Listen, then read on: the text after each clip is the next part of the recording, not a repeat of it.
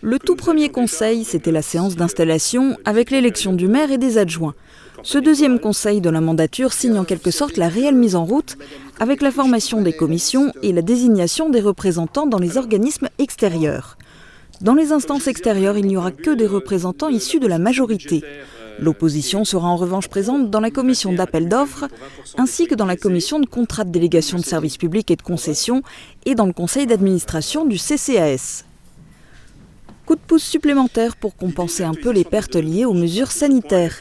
Après la gratuité du marché pour les commerçants non sédentaires et l'autorisation d'extension des terrasses pour les cafetiers-restaurateurs, les conseillers municipaux ont voté à l'unanimité la gratuité des terrasses jusqu'à la fin de l'année. La recette annuelle qui est relative à cette activité est en théorie à 17 200 € et nous souhaitons imaginer encore d'autres formes de compensation. Nous verrons en fonction tout dépendra des remontées que nous aurons et des situations individuelles. Concernant les contributions directes locales, le taux de la taxe d'habitation est obligatoirement maintenu.